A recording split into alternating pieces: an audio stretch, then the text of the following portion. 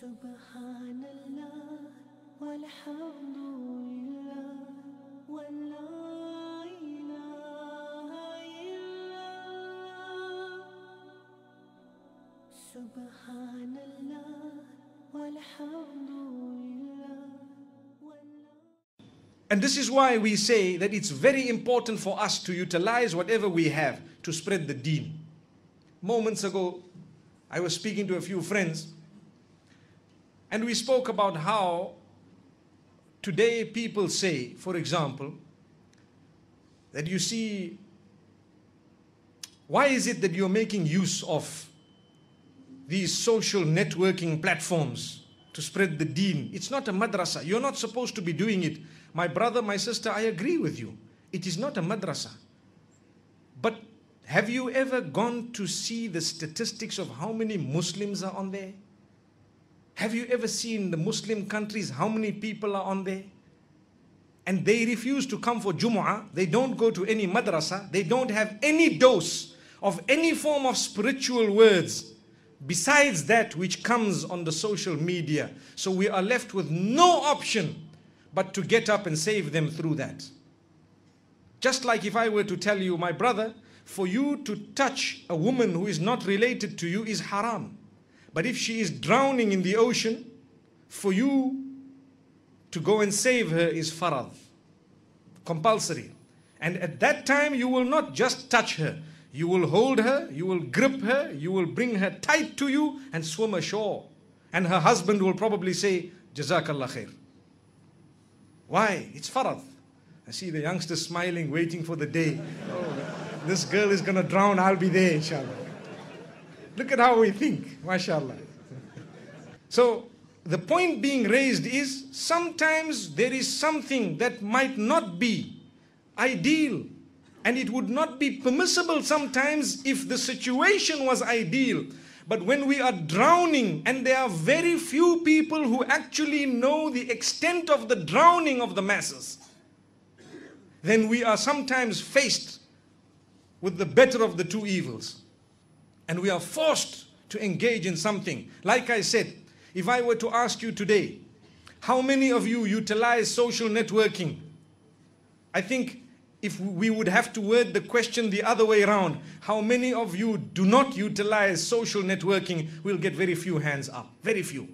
One community, I asked them, how many of you do not utilize social networking? Nobody put their hands up. Nobody. Which means, well then, how many of you arrive early for Jumu'ah and learn at least 50 minutes or to an hour of your deen every week, and nobody's hands went up? So now where do you get your deen from?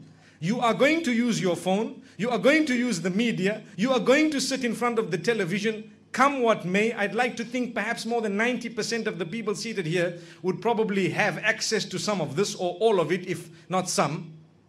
And you will be using the internet and the applications and so on. If there is nothing Islamic on it, because that is your source of education, so where do you get your religion from? Now who do you blame when the whole religion goes? You can't just sit back and say, well, the media and everyone must give up their phones and everybody must give up this and that. We tried saying that in the past, that give up this and give up that, only to see that the number of televisions in the homes has multiplied more than 100-fold in the last 10 years. Look at how much money the same Sam we were speaking about has made. Allahu Akbar.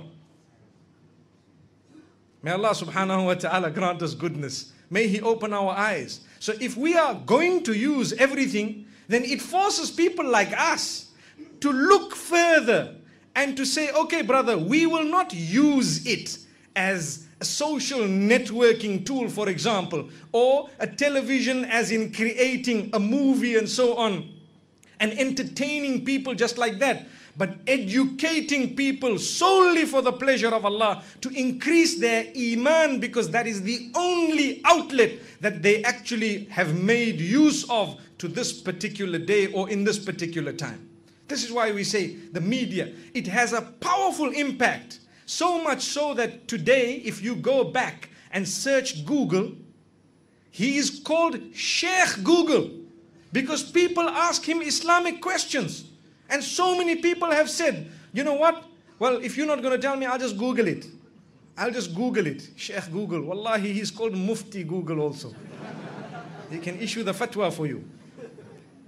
My brothers and sisters, it's a reality. And if you were to search what happened in some of the countries where turbulence occurred and governments were changed, they will tell you it's through Twitter and Facebook. That's what they will tell you. Social networking. If that is the power of the social networking and the media today, and if we have seen in front of our eyes, it has changed the minds of people or made them move, motivated them, given them direction. If we are not going to give Islamic direction through the same media, we have lost the battle.